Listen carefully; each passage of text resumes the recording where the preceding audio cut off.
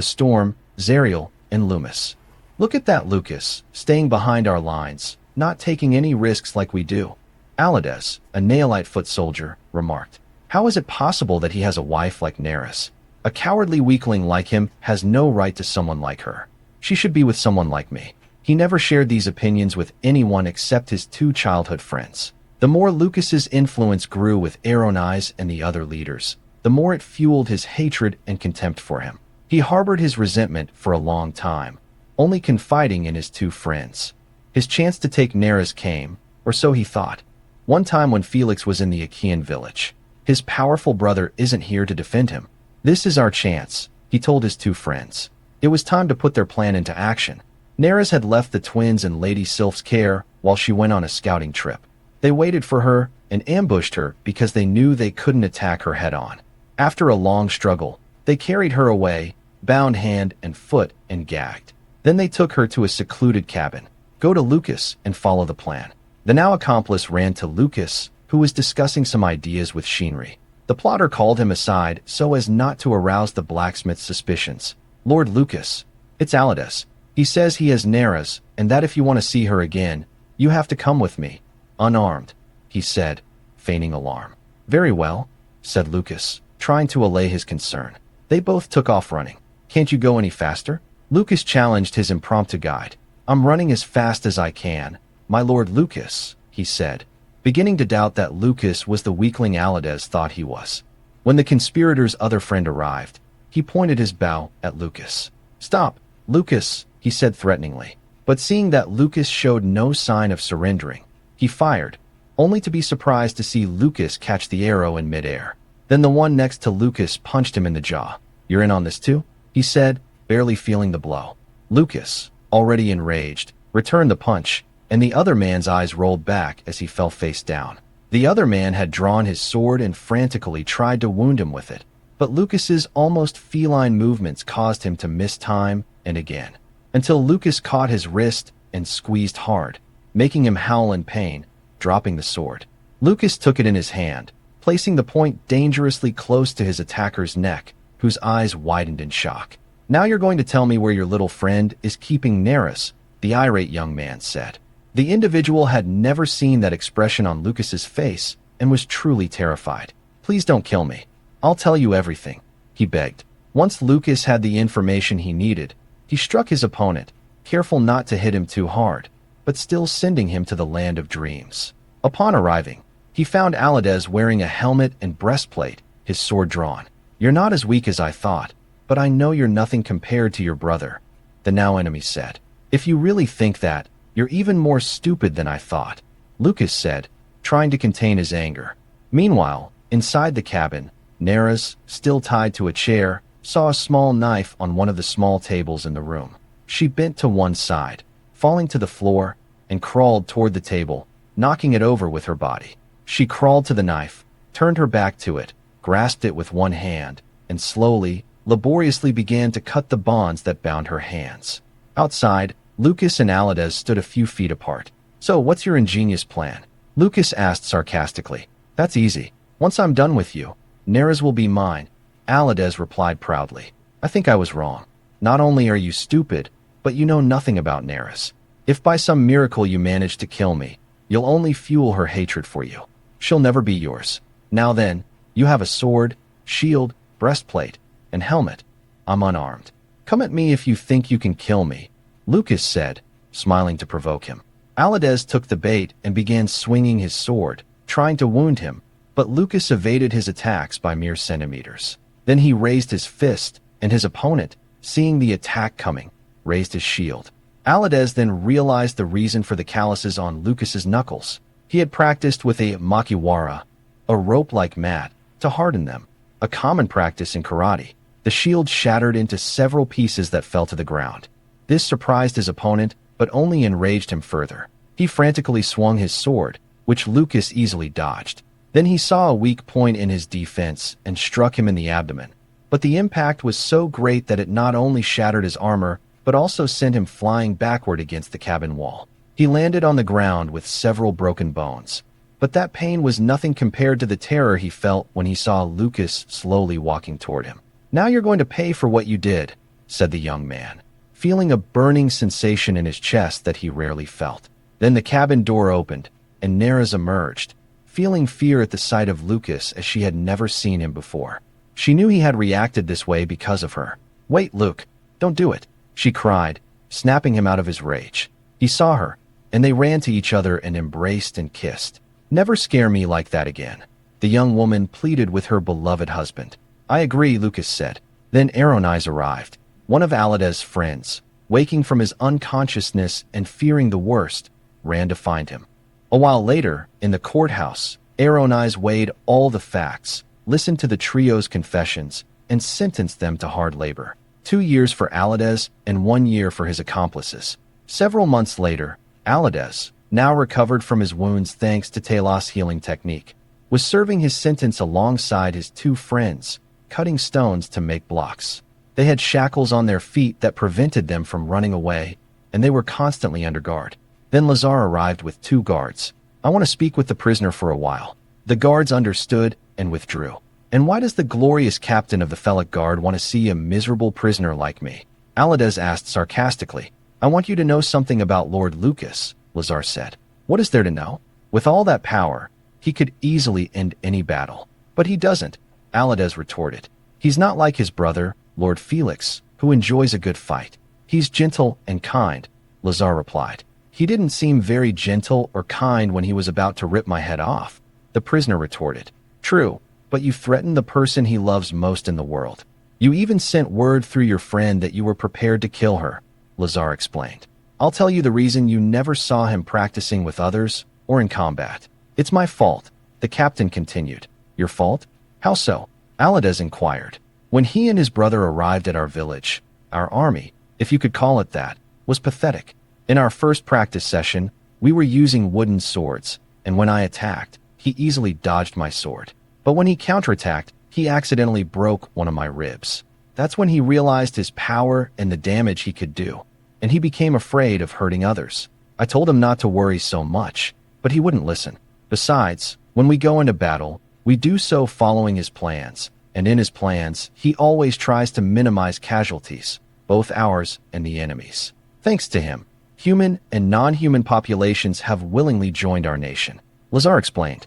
"I understand, Mr. Lazar. Thank you for telling me," replied the prisoner, still in disbelief. "I just wanted you to know what kind of person Mr. Lucas is. I hope you can get him to forgive you," Lazar concluded. Then he said goodbye and left, leaving the now prisoner with much to think about, though he would have 2 years to do so. Then he saw his 2 friends staring at him. His eyes filled with tears, and he knelt before them, begging for forgiveness. "Will you ever forgive my arrogance and stupidity? As far as arrogance and stupidity are concerned, we are just as guilty as you. But Mr. Lazar is right. After we serve our sentences, we must find a way for Lord Lucas and Mistress Neres to forgive us," his friend replied. Several weeks passed, and both Felix and Lucas awoke with a strange feeling in their chests, a sensation that something bad was about to happen. As they walked toward the cabin where they met to discuss community problems, they saw them. Birds of different shapes and sizes, dragons, and other animals flying above the village without paying them any attention. They weren't attacking each other either, considering that many of them were predators and prey for one another. They seemed more focused on fleeing something bigger. When Lucas and Felix arrived at the cabin, Desolate, Gazlo, and the 3 elder mages were already there. "Do you feel it too, my lords?" Talos asked. "Yes, that feeling that something serious is going to happen," Lucas replied. "The last time I had a feeling like this, a great storm came that destroyed the forest and killed many people and animals." Talos replied, "We must warn everyone and have them seek shelter in the citadels and caves, at least until the storm passes," Felix explained, taking the initiative. Non-humans and wizards, besides Felix and Lucas, were the only ones who could sense the approaching danger. In the old village of the Aemsis, now belonging to the Achaeans, Akpedo, who had also awakened with the same feeling, summoned one of his subordinates. "Warn our allies that a great storm is coming, even greater than the one that destroyed our village." Although some humans can sense the approach of storms and other natural disasters because their bodies are not attuned to the nature of this world, most cannot. "We can take refuge with our supplies in the cave at the gorge," Akpedo explained. "And what about the crops the Felusians helped us prepare?" The subordinate asked. Unfortunately, we cannot protect them. We will have to salvage what we can once the storm has passed, the Achaean leader concluded. Felix dispatched a group of Terids and Elysians as messengers to all the villages of the nation. When one of the Elysians arrived at the village where Epitras was riding his steed, Epitras was already expecting him, for he knew something dangerous was approaching. After all, he too was a mage. But he didn't want to act without Felix's consent.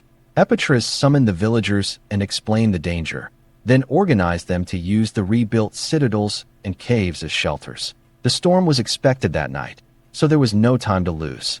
They needed to gather water and food for several days, as well as the necessary supplies. That night, the wind began to pick up, and dark clouds began to cover the starry sky. But everyone had already reached the shelters. Only a few domestic animals couldn't be brought to safety in time, but their instincts led them to seek refuge. It was a storm unlike any the brothers had ever seen. They remembered the hurricanes from when they lived in the Caribbean. Numerous lightning flashes, tornadoes, and hurricane-force winds, along with torrential rain. Few were able to sleep that night due to the onslaught of what could be called a superstorm. After a long night that seemed to drag on forever, the storm passed, and the streams swelled into raging rivers, carrying murky, yellowish water. Everyone emerged from their shelters to witness the devastation wrought by the storm. Felix and Lucas gathered the people of Felix and addressed them. Listen, I know this looks bad, but we will rise again, declared Felix, who had never considered himself good at giving speeches. They organized teams to rescue those trapped, treat the wounded, and clear and salvage any materials they could find to begin rebuilding. The following days were filled with hard work. Everyone finished each day exhausted. Felix interceded with Lucas to free Alidez and his friends because they needed all the help they could get. Although Lucas didn't want to deal with them directly, at least, not yet. They worked hard under the supervision of Aronais, who was very impressed. Many people, including the Acheros, decided to move to Felix. Others decided to rebuild their villages with stone and baked mud bricks. They salvaged what they could of the crops, but the recovery was still difficult. It took 6 months of hard work, but the reconstruction was a success. Now Felix decided to implement the monetary system Lucas had been working on.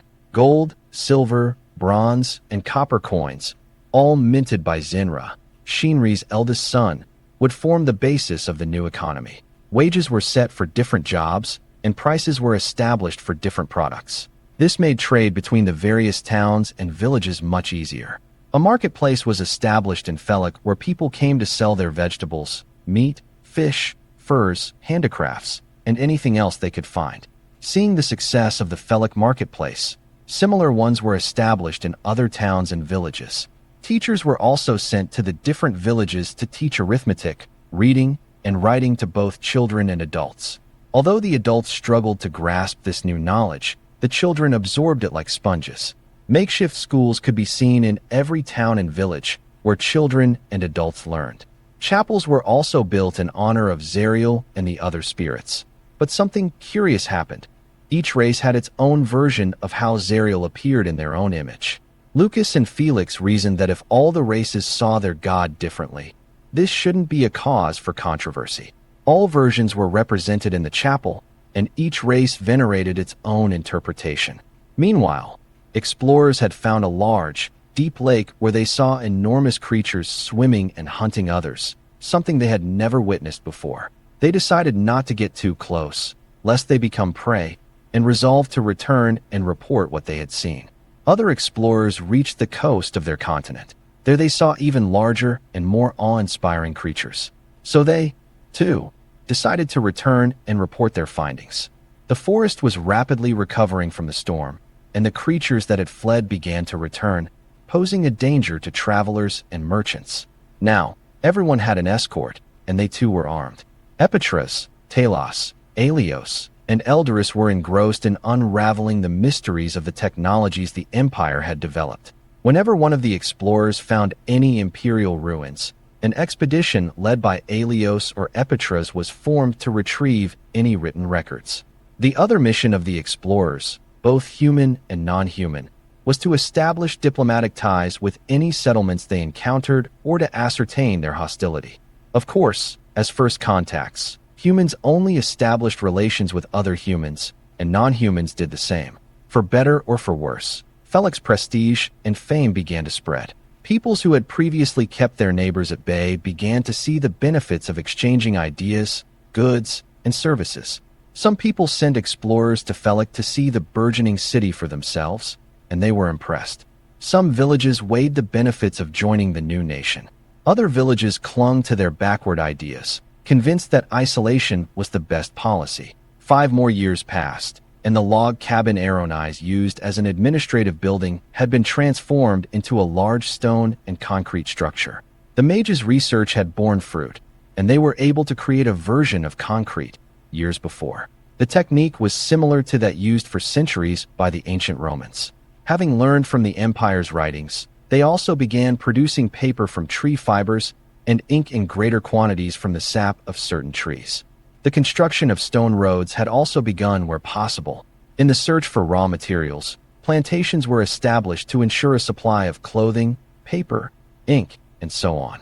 A central bank was also established where people could deposit their money and earn interest, and where low-interest loans could also be obtained. It was a revolutionary concept for the people of Felik, but they soon became accustomed to how it worked. When it was still a village, disputes were easy to resolve. But as the population increased, so did crime. A legal and penal code was needed. Lucas, the magicians, Felix, and Aaroni's dedicated part of their time to this project. It was also necessary to begin collecting taxes, something that was not well received at first, but seeing the benefits obtained, they reluctantly accepted it. The stories that Lucas told another of Shinri's sons, Exine, about glass, how it was made, and its many uses, inspired him, and together with his father, they developed the technique for producing glass. They started with the silica found in the sand of streams and rivers. After many attempts, they succeeded and brought him the first piece of glass they had made as a gift, a vase. Lucas accepted it, truly impressed. "I'm proud of you both," he told them. Weeks later, Shinri had already returned to his smithy, but Lucas had ordered a workshop to be built for Exine so he could begin creating glass pieces for sale. The city of Felik was now walled on the north, south, east, and west, with a large gate to the north and another to the south. That night, both Felix and Lucas had the same dream. A young man appeared to them and greeted them. "Hello, Felix and Lucas. I am Zariel, spirit of creation and happiness." This revelation surprised the two young men. "Zariel? The deity depicted in the statuettes in the chapel?" Felix asked. "Yes, the same one. I've been watching you since before you crossed the portal," Zariel said with a faint smile. "You've been spying on us?" Lucas asked. "I confess I have. I was searching for people worthy of my power, but I didn't find them here. But when I visited your world and observed you, I realized you weren't happy there, especially after your mother's death. So I had the idea to bring you to my world." Lucas, seeing you develop the idea of searching for the portals, I stimulated your subconscious so that it became more than just an idea. It was a bit of an obsession, though it wasn't difficult. You're very dedicated by nature, Lucas. After you crossed the portal, it was my opportunity to combine my power with your biology, Zariel explained. So the power we have now came from you. Why did you do that? Are we your puppets? Asked Felix, who was beginning to understand what his interlocutor was saying. Not at all. Everything you have done for my people has come from your own initiative, from your own desire to make their lives better, the spiritual entity replied.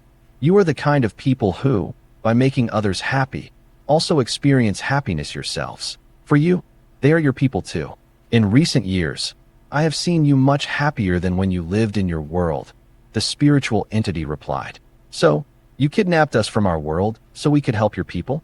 Lucas asked. True, but before you get angry at me, I ask you, are you happier now than when you were in your world, or less so? Well, we have to admit that we were never as happy as we are now, Lucas confessed. I have a question, Felix said. You claim to be the spirit of creation. Does that mean you created everything in this world? The spirit smiled again. I'm glad you're so inquisitive. That's true, but not everything here was my own inspiration. Billions of years ago, from your perspective, I, along with my brothers, came into existence. We don't know who created us, but we believe someone did. We wandered through this world which at that time was a sphere of fire and lava. We watched as the lava solidified and formed the continents, and the water condensed and formed the oceans and rivers. By then, I had developed the ability to create portals. So I created one that took me to your world. There I saw the manifestations of flora and fauna, and I analyzed their genetic structures to create my own creatures in my world, which we call Zul. I also studied Earth's ecosystem and used it as a basis for ours. All my brothers helped me with this. We kept coming up with ideas based on the creatures we saw in their world. It took us millions of your years, but in the end, we created humans and everything else in this world. Zariel explained. I understand. And you also created combinations of various creatures, like the Pterids, the Acaros, the giants, and others, Lucas speculated. Yes, although some, like the Talids, were created by my brother, Yufril. But for now, we have to say goodbye. The next time we talk, I'll teach you a technique so you can contact me when you need me, because we have a lot to talk about. But you're about to wake up, so goodbye for now. Zariel concluded. Felix opened his eyes and saw Alidez still asleep, curled up beside him. He decided to get up, but that woke her. Did you sleep well? She asked, yawning as she stretched her arms. Not exactly. I dreamed about someone who called himself Zariel. The young man replied thoughtfully. Zariel?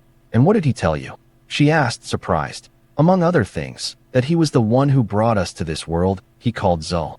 I always suspected that. That means your power and Lucas's came directly from him. The woman stated. Yes, he admitted it as true. At first, we were angry with him for taking us from our world, but he made us reflect on how happy we are here. If we had stayed in our world, we would never have met you, your sister, and everyone here. Alia hugged him warmly. Not only that, your leadership created the nation of Felix. Perhaps, but we wouldn't have achieved much without the power Zariel granted us without our consent, Felix retorted. Just then, there was a knock at the door. When the young man opened it, it was Lucas and Neris. We're sorry to bother you so early. Lucas apologized. It's about the dream we had last night, isn't it? Felix asked. True, but I don't think it was a dream, Lucas replied. No, it was a conversation with someone we didn't even know existed. He spoke of his brothers, which indicates there are others like him. Perhaps we should speak with the mages. They should know more about him and his kind. An hour later, Epitras, Talos, Eldoris, and Alios were seated. Very well. Last night Zariel appeared to us in a dream, Felix announced.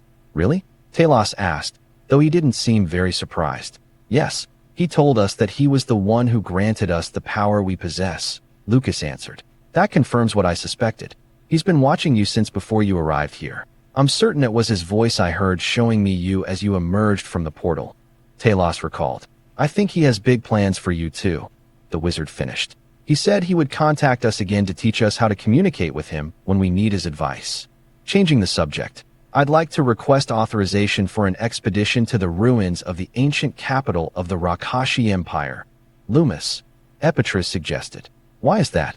Lucas asked. That's quite simple. Since the city has been abandoned for 1,000 years, and people are afraid to even set foot there, believing it to be cursed, there may be lost knowledge there, not to mention some treasures, Epitras explained. I agree. Even though Rakashi was an evil kingdom, it's quite possible we could use their knowledge in other areas. That's all well and good, but where's that place? Felix asked. According to the maps we've found, it's on the southern coast of our continent, Talos indicated. Oh, I see. You've been planning this for some time. Right, Epaphras? Felix asked, smiling maliciously. You're as perceptive as ever, Lord Felix, Epitras replied, attempting to flatter his leader, who ignored the flattery, knowing the old man's almost idolatrous admiration for him. The other mages felt uneasy, but said nothing. Very well. How long would it take a group to get there? Lucas asked. About 2 weeks, if everything goes according to plan. About 3 weeks if there are interruptions. And we might need to build a permanent settlement there, depending on what we find. Alios answered. Before organizing a proper expedition, Lucas and Felix decided to send Alios with 3 explorers. Ludo, the elite, who had learned to ride. Artemis, the lieutenant of Zalopto the Acaro. And Timos the Ogder, who was riding on Ludo's horse. They would travel through unexplored territory. They would make note of both human and non-human villages along their route, but they had orders not to interact with them, at least not this time. Their primary mission was to find Lumas, conduct a preliminary exploration, then return to report what they had seen and serve as guides for a proper expedition. Days passed. and one night Zariel appeared to Lucas and Felix again in a dream. "Hello," the spirit said, smiling at them in his human form. "We don't know how to address you. Should we use honorifics?" Lucas asked. "Just call me by my name. I want you to consider me your friend," the spirit replied. "I have a question," Felix said, somewhat suspiciously. "And what is it?" Zariel asked. "What do you gain by helping us?" Felix asked. "You say that because, as a spirit, I can't use money or other things. Therefore, what I want is your happiness. Or, to be precise, the energy you emit when you are happy. That gives me power," Zariel explained. "But you told us that as a spirit you have lived for millions of years. How is that?" "Yes, we can exist on our own like this. But to increase my power, I need the energy you produce in your different moods. In my case, your energy when you are happy serves as nourishment for me," the spiritual being elaborated. "So when we are happy, we feed you?" Lucas reasoned. "Not only when you are happy. My brothers feed on the energy of your different feelings." "Wait a moment. Lumiel, come here," Zariel exclaimed, and at that moment the figure of a statuesque woman with platinum-colored hair appeared. She was so beautiful that she left them speechless. "She is Lumiel," Zariel explained. "We don't have a defined form or sex like you do, but we adopt a form that is familiar to whomever we are communicating with at that moment. For example, if you were Acaros or Terids, we would adopt your form so that you would feel more comfortable speaking with us. She is the spirit of love," Zariel concluded. "Nice to meet you," the two young men finally managed to say. "Oh, don't worry. I like having that effect on those who communicate with me, but I have to warn you about my other siblings," Lumiel explained before Zariel interrupted her. "That's what I was getting to. Don't be impatient," Zariel replied. "Very well, my siblings and I feed on different energies, and I'll explain them now. Besides the two of us, there is Kalil, the spirit of altruism; Dislal, the spirit of humility; Talal, the spirit of hope; Beniel, the spirit of inspiration; Raphael, the spirit of selflessness; Leviel, the spirit of contentment. Now I will tell you about my other siblings who tend to influence feelings that in excess become much more harmful than those I already mentioned. Chil, the spirit of hatred; Gril, the spirit of lust; Trill, the spirit of gluttony; Zril, the spirit of greed; Zenal, the spirit of laziness; Euphril, the spirit of wrath; Tamil, the spirit of envy; Aratlil, the spirit of pride or arrogance. I know, none of these feelings are necessarily bad, but more control must be exercised over them to prevent them from becoming destructive. But my brothers who feed on energies and their addiction to these energies have caused much pain and suffering to humans and non-humans alike.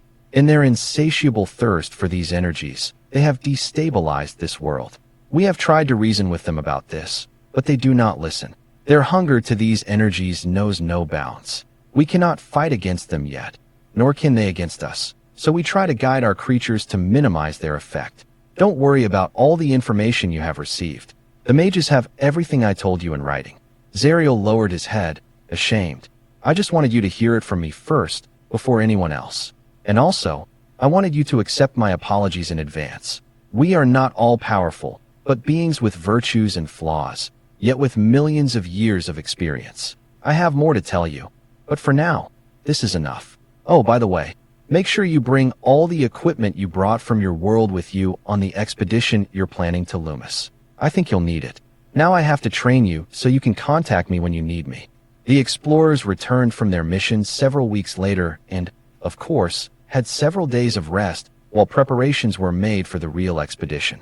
Lucas followed Zariel's advice and spent the entire day charging the batteries because it had been years since they had last used that equipment. All the information they received from Zariel was overwhelming, but not as much as the training he put them through afterward. It was during sleep that Zariel, who clearly understood the human mind, made time seem to pass much more slowly than it actually was.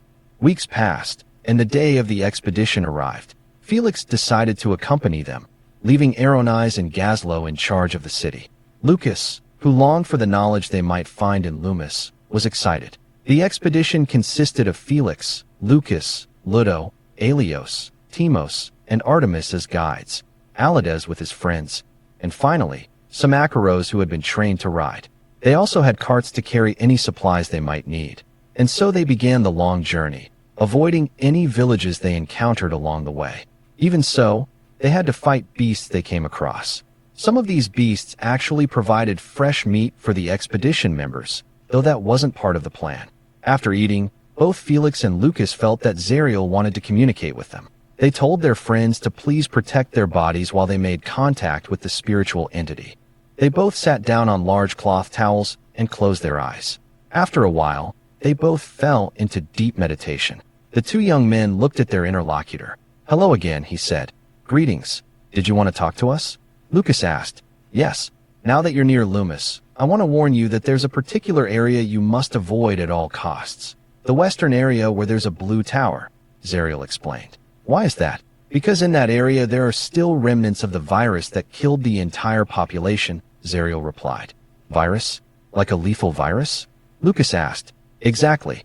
It turns out that during the rebellion against the tyranny of the Rakashi Empire, the leaders had asked Yufril and Chill to create the virus to use against their enemies. But all Yufril and Chill were able to create was a virus lethal to everyone, and so the rebellion occurred. In their desperation, the leaders ordered the use of the virus even though the cure was still under development. The virus spread rapidly through the city. It killed humans and non-humans alike in a matter of days. After that, everyone avoided entering the city, considering it cursed, because the few who entered never came out. Although the virus has largely died out in the city, except in the tower area, Zariel explained. So the Rakashi civilization was far more advanced than we thought. But there's something I suspect you haven't told us, Lucas indicated. You're right. I was the one who started the Rakashi civilization, but its leaders were corrupted by the negative influence of Chill and my other brothers. And what began as a jewel of civilization ended as an oppressive empire, Zariel said bitterly. After that, people developed an aversion to technology and lived their lives as simply as possible, apart from one another, just as you found them when you came through the portal. It had been that way for almost 1,000 years. All of that has been my fault, Zariel confessed, his voice heavy with sorrow. But you're still trying to start all over again. That's admirable, Lucas remarked. Admirable? Don't you think it's all in vain?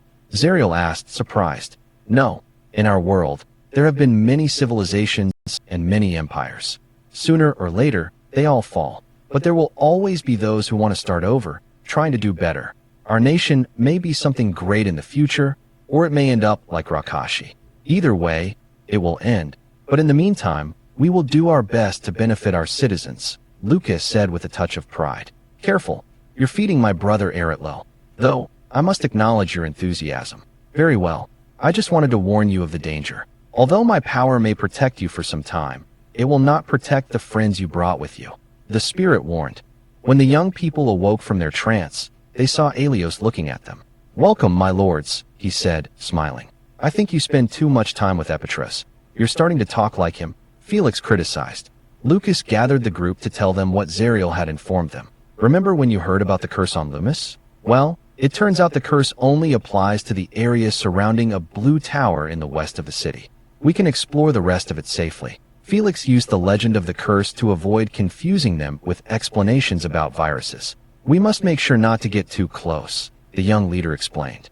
Lucas had tried in vain to explain the difference between magic and advanced technology, so he gave up and let him continue believing it was magic. The curse is created by a magical artifact that the ancient inhabitants of Lumas tried to use as a weapon, but instead, it turned against this city, destroying everyone. But Zariel assured us there wouldn't be any problem if we didn't go near the place where a large blue tower stands. Lucas said, using half-truths. Upon entering the city, they were amazed by its ancient magnificence. All the buildings were arranged in a way that resembled the layout of a modern city. Upon entering the first house, they found the remains of a family. 2 skeletons, 1 adult and 1 child, were still seated on either side of a metal table, with plates in front of them. They had apparently been eating when the catastrophe struck. They went into what appeared to be the bathroom and saw another skeleton in the bathtub. Let's get out of here. Let's see if there's a library or something, Lucas murmured. There has to be. This was an advanced civilization, even though it lost its way, Felix affirmed, recalling Zariel's words. Once they left the house, they decided to go to the city center, where they saw a palace made of a material resembling marble. The doors were gone, just like the house, so they went inside. When they reached the center of the fortification, they saw several stone columns with shackles bolted to them. They probably carried out executions and tortured prisoners here, Lucas opined. Then they noticed red flagstones on the ground and decided to follow them. These led them to a vast chamber with a grand staircase leading to a throne that appeared to be made of pure gold. On either side of the staircase lied skeletons still clad in armor and wielding weapons. And seated upon it was a skeleton still wearing a crown. So this was the king here. I wonder what his last thought was before he perished, Lucas said sadly. They continued exploring the palace's various chambers until they found one with a large metal door. It looks like they kept something important here. There were 2 skeletons on the floor, but one of them had a bunch of keys on his belt. Lucas took it and decided to try them in the lock of the metal door. When he used the keys, he heard the sound of gears and the door opened. Inside, they found many locked chests. Lucas used another key and opened one of them, which was full of gold coins. It seems this was the Empire's treasury, Lucas guessed. We'll definitely have to maintain a permanent presence here. It will take months, maybe even years, to catalog everything, Felix said. And for the record, we haven't found the library yet, Lucas stated. This civilization was truly impressive, Alidez commented, amazed by everything he had seen. True, but we must make sure we don't follow their path, or we'll end up just like they did, Felix declared. Many parts of the city had been overgrown with weeds. The expedition members used their swords like machetes. Then they were surprised. Before them stood a kills. It raised its pincers, menacing, and its stinger. The 2 young leaders knew how tough this particular animal's armor was and how voracious they were, so they wasted no time. They aimed their weapons and shot it in the head and body. Even so, it tried to attack them, and the group scattered. But the damage it had sustained was too much, and it ended up dying. Alidez was impressed. He had heard descriptions of the effect of firearms, but this was the first time he had seen them in action. Garrick never stood a chance against their weapons, he said admiringly. True, but we have few bullets left, so they'll soon be useless, Felix replied. Yes, it's a shame. An army equipped with these weapons would be unstoppable, Alidez remarked. Our goal isn't conquest, Alidez. We're not trying to build another empire. Lucas reprimanded him. I'm sorry. I was swept away by the magnificence of this place. The young mage apologized, embarrassed. Don't worry, but I want you to always keep in mind that it was the lust for power that ultimately destroyed them. We don't want our nation to end up like them, Lucas explained. Just then, Felix joined them. I think we're going to have to establish a colony here. I don't think it will be difficult since all these buildings are in good condition and can be made habitable with minimal repairs. Because there's too much technology to unravel, and that could take years, Felix finished. By the way, do you think Zariel will be able to relay that message to Felix Mages? Lucas asked. I hadn't thought of that, Felix said. You should contact him, Luke, just to see if he agrees, the young leader said. Oh, how I envy the way you can speak with Lord Zariel, Alidez sighed. Well, I can ask him if you could also communicate with him. If he says yes, we'll teach you the technique he taught us, Lucas told him. Really? Alidez's expression was like that of a child who's just been given his first bicycle. Fine, but only if he says yes, Lucas clarified. Lucas sat on the ground in the position Zariel had shown him. Several minutes later, he was in deep meditation.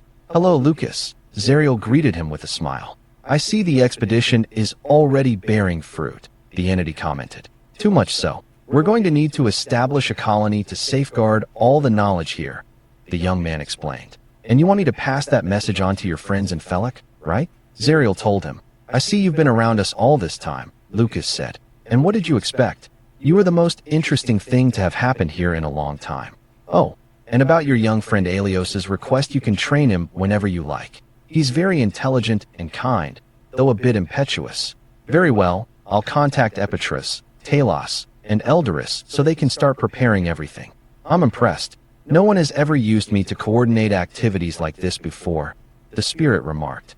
The exploration of the city yielded the desired results. They found the library filled with texts made of copper, and others sealed in metal containers. Rolls of something resembling paper and sealed receptacles filled with what appeared to be valuable information. There was also a shipyard where the remains of unfinished ships lay surrounded by skeletons. In the armory, they found what appeared to be prototypes of muskets and fire siphons. The latter came in portable form and also in the form of a carriage. In the shipyard, which was surrounded by palm trees, they found all the tools necessary to build caravels and galleys. The Empire had definitely made great progress in technology. It's a shame they used it to dominate others, Lucas lamented. Arrangements were also made to bury all the people of the city, although this was going to take some time. Several mass graves were dug, but a monument was erected to remember all the people of the city. Meanwhile, in the water near the shipyard, a head emerged, spying on the expedition members. No one noticed it, but it followed their movements closely from the water. It resembled the face of a young woman with blue hair. She submerged, revealing her entire body wielding a spear. She was a mermaid. Although her upper body appeared human, she had gills, allowing her to breathe underwater. Upon reaching her underwater village, she was greeted by another member of her race, this one male, whose face appeared much older than hers, yet he carried the air of authority. "Welcome, Maya. What do you have to report?" he asked telepathically. She replied in the same manner. "It's about a group of strangers exploring the city. It seems they're trying to establish a permanent presence there. And the strangest thing is that there are humans and members of other races working together," Maya explained. "Perhaps we should contact our friends, the lighter." That night, from the forest, a pair of large, red eyes watched the new camp from the shadows. "Who are these?" Amida wondered to himself as he observed them unseen. "I must report this to the leader," he said, venturing deeper into the thicket. At that moment, Felix sensed that Zariel wanted to tell him something. Felix sat as Zariel had taught him, and in a short time, he was in a trance, and Zariel was looking at him. "I want to warn you that they are attracting the attention of two local races. The aquatic race of the Vinfos and the nocturnal race of the Lighters," Zariel said. "Who are they?" the young man asked. "I'll show you," Zariel said, creating a mental image of both races. "So there are also mermaids and mothmen. Nothing in this world surprises me anymore. But will they be hostile?" Felix asked. "Like you, they have the gift of reason. The Vinfos live peacefully with the Lighters, each in their own territory," Zariel explained. "Why don't you arrange for us to meet with them, Zariel? I imagine they also consider you a deity," the young leader suggested. "Yes. Do you want me to go and tell them that you come in peace?" the spirit asked. "Yes. They have no reason to believe what we say, but you have been their deity for millennia," Lucas replied. "Good idea. I will communicate with them in their dreams," Zariel answered. And so he did, while Chief Linder slept. "Lingu, do not fear those in the city of Lumas. They do not wish you harm. In fact, they only want your friendship and possibly your alliance. Go and meet them," Zariel said in his Linder form. He also gave the same message to Kader, leader of the Vinfos, in his form resembling them. That morning, Felix, Timos, and Artemis were on the city's rocky dock. Then the heads of Kader and Maya appeared. Felix bowed to them. "Greetings. My name is Felix, and these are Timos and Artemis," the young man finished. "Greetings. My name is Kader, and this is Maya. But you are human, and you are here among non-humans," she said telepathically. "That's true," Timos interjected. "We are part of the nation of Felik. We have lived like this for years. Although Lord Felix is our leader, we are not slaves. Our nation is made up of Territs, Achaeans, Akirians, Ogders, giants, and humans," explained little Timos. "This is impressive," affirmed Kader, again projecting his thoughts into the minds of his interlocutors. "All the races have lived separately since the fall of the Empire, but you have managed to unite them all on equal footing," said the Vinfo leader, pleasantly surprised. "We come from the north of the continent, and have come here in search of the lost knowledge of Lumas, both to improve our defenses against any potential enemy, and also to facilitate our way of life," explained Felix. "How so?" asked Kader, intrigued. "For example, several years ago there was a colossal storm that killed many people and caused widespread destruction. We noticed that our stone buildings survived, so by studying the Empire's construction techniques, we were able to build all of Felik's houses out of stone so they could withstand the next storm. By the way, we are not interested in building another empire, only in taking advantage of the benefits of their knowledge," explained Lucas. With this, the first diplomatic mission with the Vinfos was a complete success. That night Lucas was with Felix and the others, ready to meet the Lighters. Then two of them flew in, their dark bodies and bright red eyes towering over them. They looked imposing compared to the two young men. They had large wings and two almost human arms ending in claws. "Greetings," the first one said in a deep voice. My name is Lingyu, and this is Amitu. He introduced himself, bowing. My name is Felix. This is my brother Lucas, and these are Timos and Artemis, Felix said, mimicking Lingyu's bow. We received a revelation from Zariel, the lighter said. So did we. Not to mention, it was they who asked the spiritual being to arrange this meeting. We are aware of the distrust that exists between humans and non-humans due to the actions of the Empire. We are not seeking to found another empire. In our nation of Felix, everyone is welcome, the young leader explained. Is that true? The enormous creature asked, addressing Timos and Artemis directly. Absolutely, Lord Lingyu. We all live in our small city and help each other. Lord Felix and Lucas, present here today, have achieved what no one else has ever achieved. Bringing all races together in harmony and friendship, Artemis explained. That's true, Timos said, nodding. All the praise made the brothers uncomfortable. We only wish to explore the city and learn all we can about it to improve everyone's lives, including yours and the Vinfos, whom we met this morning. They are our friends, though we can't go where they live, nor can they come where we live. But we've been friends since we arrived here, Lingyu explained. We also want to be your friends, though I understand your ancient distrust of humans, Lucas explained, somewhat uncomfortably. I already trust you, the winged creature said, extending his hand, surprising everyone present. But we haven't done anything yet to prove we're trustworthy, Lucas protested. It's not necessary. Zariel appeared to me in a dream and told me to meet you. Besides, you radiate the same power that Zariel uses. You were sent by him. Of that, I have no doubt, Lingyu affirmed. That's wonderful. We'll show you our camp, and in the future, you could visit us one of these nights in our town because Zariel told me you can only go out at night, Felix said, extending his hand to shake his companions. That's true. Our eyes can adapt to daylight. We hunt at night and also gather fruit from the trees. Our life is simple compared to yours, but we're not illiterate. We all live in a cave on the side of that mountain, he explained, pointing in the direction of the mountain. Would you like to visit us? Lingyu asked, displaying what looked like a smile. I already told my people we might have visitors. We'd be delighted to accept, Felix replied, somewhat worried that they would be surrounded by those creatures, although Zariel assured him there was no danger.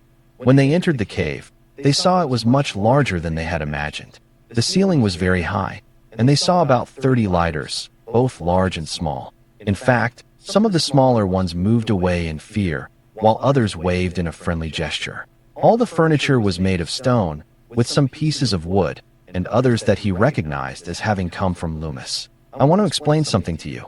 We are not from this area. We flew here from another continent, fleeing the Gore, Lingyu announced. The Gore? And who are they? Felix asked. They're a race of reptiles who want to be the only race that controls this world. All the rest of us will be eliminated or enslaved until only they control the world, Lingyu explained. Fantastic. Now we have to deal with Nazi reptiles, Lucas thought ironically.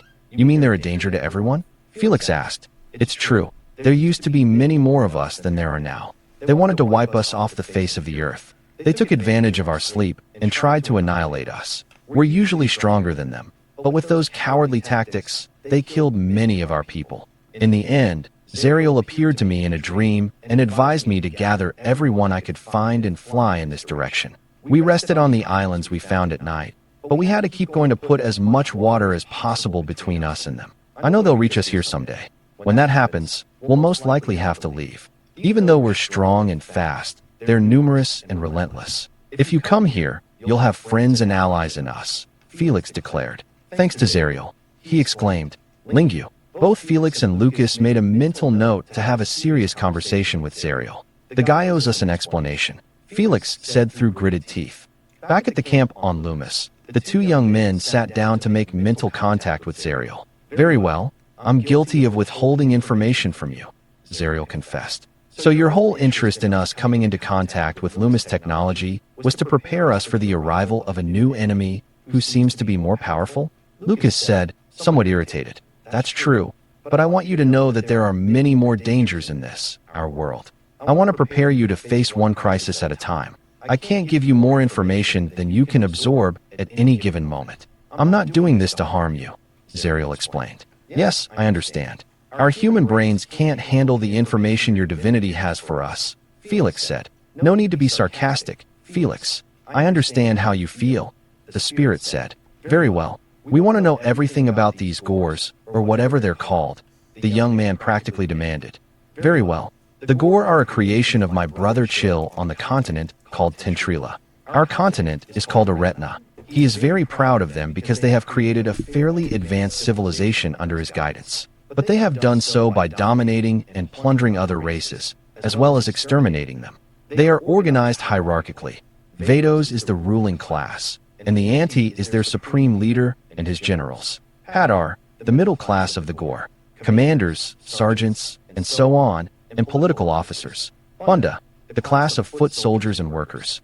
None of these classes rise or fall. It is an extremely rigid system. They are extremely susceptible to the influence of my brothers. Their technological level is similar to what you have achieved. Although, Zariel explained. So it would be a bloody war where both sides would suffer heavy losses, Lucas reasoned. Exactly. That's why I want you to have the advantage. That's why I want you to have the prototype weapons that the Empire was developing. I know it won't be any problem for Shinri to reproduce and improve them with your help. Lucas, the spirit affirmed. I know you've always doubted your abilities, but by infusing you with my power, I not only made you stronger and more agile, but you now have the capacity to use your brains more efficiently. Oh, by the way, my power will grant you a longer, healthier life, and your children will inherit that power, but only if they don't stray from the right path. And that applies to you as well. The spiritual being explained. I understand. How long do you think it will take them to get here? Lucas asked. I'd say several years. Their empire doesn't yet reach the shores of Tentrila. That's the name of their continent. Zariel replied. Tentrila? And what's the name of ours? Felix asked. It's called Aretna. Zariel answered. Very well. But I want you to promise me something, Zariel. Don't give us any more incomplete information. Remember, we aren't your worshippers. They can be content with you being mysterious, but we can't. Very well, Felix said. I'll give you the details when necessary. But don't expect to know everything right away. Zariel assured him. All right, but I can't help feeling like a chess piece in a game you and your brothers started millennia ago, Lucas stated. Perhaps for my brothers it's nothing more than a game, but not for me. I'm truly interested in your happiness, and not just for the power it grants me, but also as my friends. For me, being an immortal spirit is a somewhat lonely existence that's only eased when my brothers are near and when I communicate with you and my other creatures.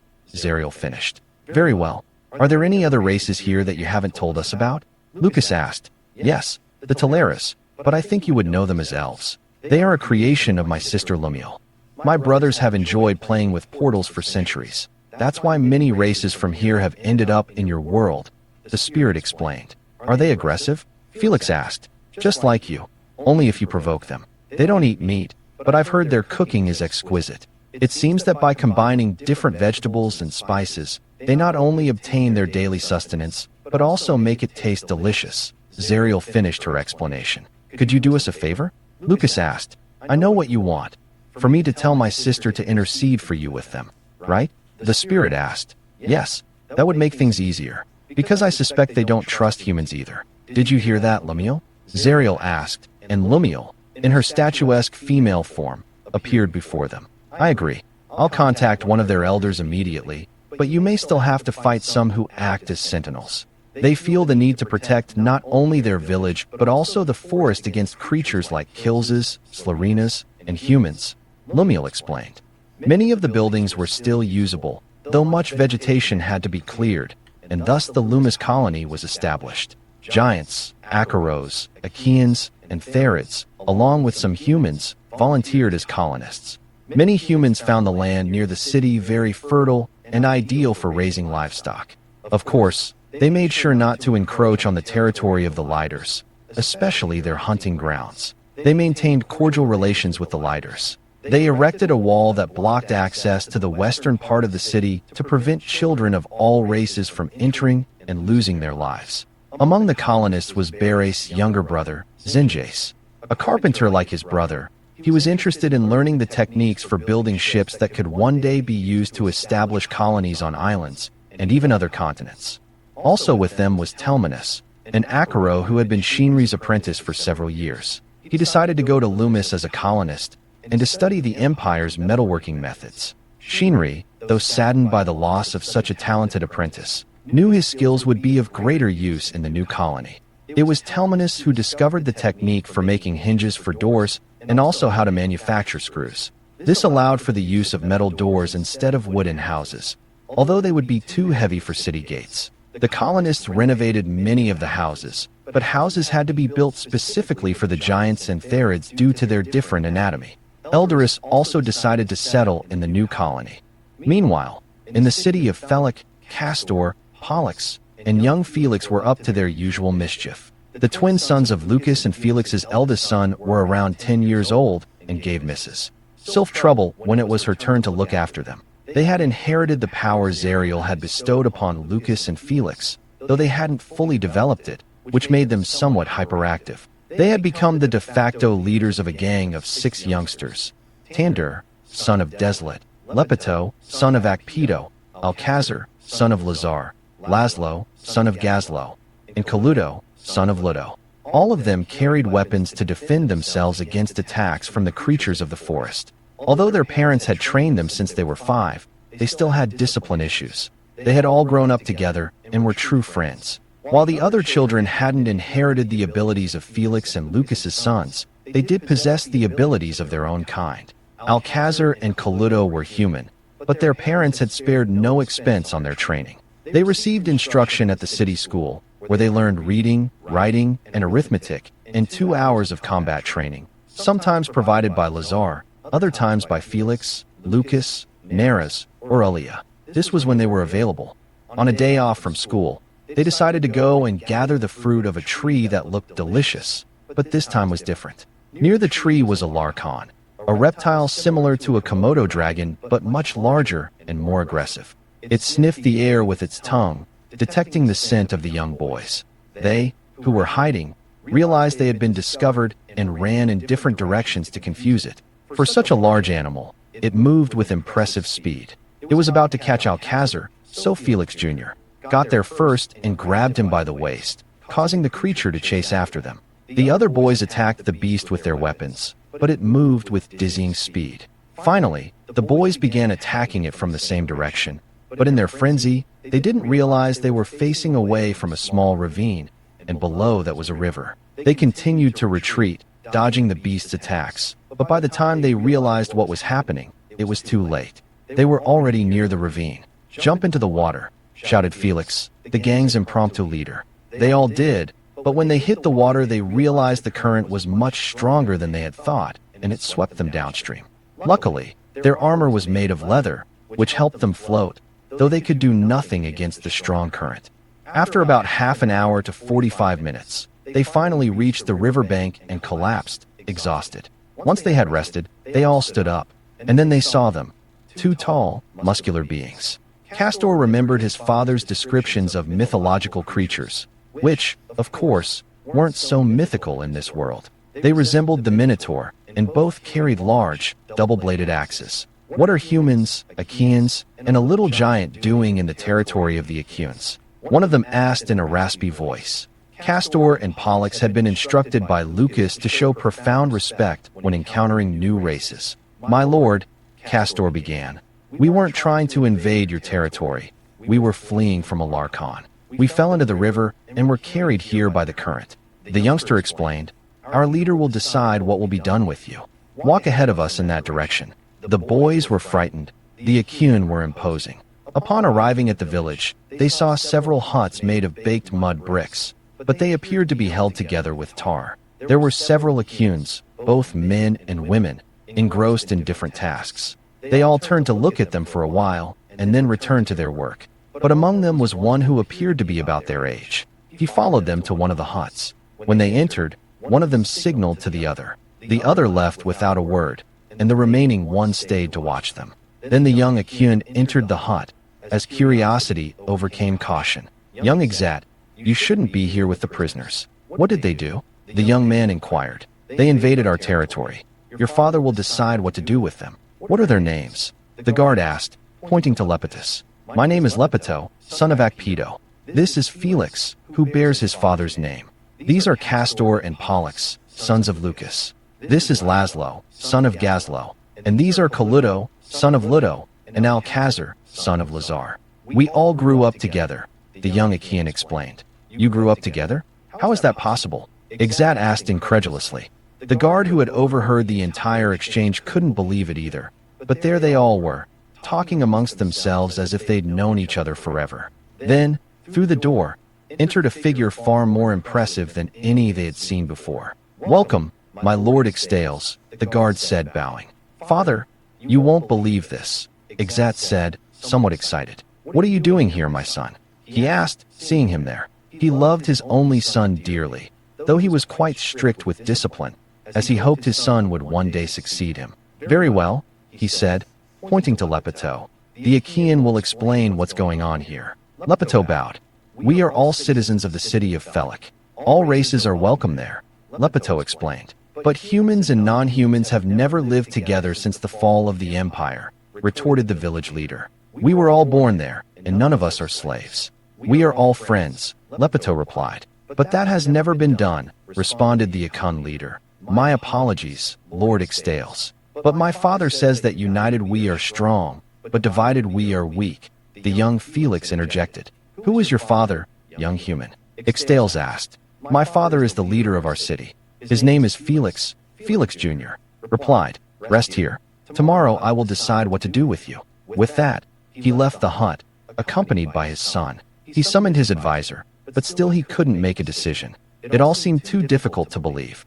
The isolation from other races and their great size had always kept his race safe from potential enemies. He finally lay down. But once asleep, a figure with the familiar shape of the Achaeans appeared in his dream. Greetings. I am Kalil, spirit of altruism. I know that isolation has kept you and your people safe. But what if there were another way? Dangerous times are coming, and you will need allies. It is your decision, after all. But perhaps joining with other races isn't such a bad idea, Kalil explained. At that moment, he awoke, and it was already day. Have you made your decision, father? His son asked with great interest. Yes, we will return them to their city personally. I want to see that city with my own eyes. You and I, along with 2 warriors, will go to see this city called Felik, the Akan leader stated.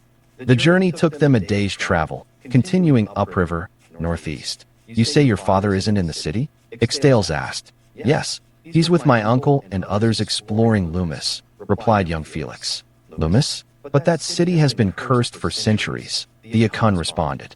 My father and uncle told me they received a message from Zariel instructing them to explore the city and learn everything they could from it. The young boy replied again, leaving his companion thoughtful. Before he left, my father told me that although the city had a terrible history, there was still much knowledge stored there that could benefit everyone in Felik, Pollux explained. Extales, though he didn't trust other races, especially humans, was intrigued by these people who had achieved something that seemed impossible to him. Although he had been warned, he was impressed by the city's buildings.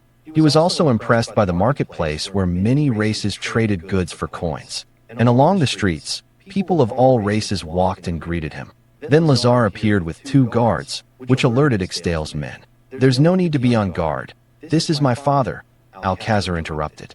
I see you've made some new friends, Lazar remarked with a smile. Then he turned his attention to Extales. Welcome to Felik, he said, bowing. Something that seemed to be a sign of respect among all the races. Our leader isn't here, but we'll take you to Lord Gazlo. You young ones can come too, since you were the ones who established relationships with these potential allies and friends. Lazar explained. Upon entering the government building, they went straight to Gazlo's office, where there was a desk and chairs specially designed for his size. And in front of him were several chairs of normal size and others that were larger. Welcome. My name is Gazlo. I didn't know you lived so close to us. What are you doing here, Laszlo? Gazlo asked when he realized his son was among the newcomers. Don't be so hard on your son, mister. Gazlo, if it weren't for these impetuous youngsters, I wouldn't be here. Extales indicated. Oh, excuse me, sir. Extales, my name is Extales, he replied. These youngsters have an incredible talent for getting into trouble, including my son, present here, he said, eyeing him disapprovingly. The young giant reacted nervously and finally lowered his head in shame. It was all my fault, mister. Gazlo. The young Felix interjected. I know. You're a natural leader, like your father. They'll follow you no matter how dangerous your proposals are. So you have a responsibility to look after your followers. And you must learn to say no to him from time to time. All the boys lowered their heads in shame. Mr. Gazlo, I must say, your city has impressed me. Could I bring more of my people to learn from you? I see that this city has many stone buildings. We tried, but we couldn't develop the technique for working it, and we have plenty of stone at our disposal. I also see that in your market you don't barter goods for other goods, but rather exchange those metal tokens for merchandise. I've also seen that you use animals for heavy loads in those carts with those wheels. Gazlo interrupted, smiling. Is that what they're called? Very well. It will probably be several weeks before Lords Felix and Lucas return from Lumas, Gazlo explained. Meanwhile, near Lumas, there was a forest that even the Liders didn't venture into, but they suspected another race lived deep within it, though the two brothers already knew this from their conversation with Zariel. So they both went in. Great trees whose branches plunged the forest into twilight even at midday. Then they found a dead Slurina whose body was riddled with arrows. Slurinas were beasts that resembled giant spiders, reddish-brown in color. How is it possible to create a bow that generates enough force to pierce a Slurina's armor? Felix asked. Then they saw them, standing on the tree branches. They were dressed in dark green cloth, possibly for camouflage, and their delicate features and pointed ears made them unmistakable. Elves? Lucas wondered. Humans, get out of our forest, one of them shouted. Another of them readied his bow and shot an arrow at Felix, who simply extended his hand and caught it in midair, leaving the elves astonished. So they decided to flee, leaping from branch to branch of the enormous trees that seemed to be intertwined due to their proximity. This did not deter the two brothers. With prodigious strength and agility granted by Zariel, they began to climb the trees until they reached the height of the branches where they had been. They started leaping from branch to branch in the same way the elves had done and continued in their direction, quickly closing the gap between them. Then, the attackers realized they were being followed, so they fired their arrows again, which the brothers caught once more. Please stop. We just want to talk, Felix shouted. Realizing they wouldn't be able to shake off these pursuers easily, they stopped. Talk about what? One of them asked. About a possible alliance. Felix replied with a serious expression. Alliance? Against what or who? One of the sentinels asked. Against the Gors, Lucas answered.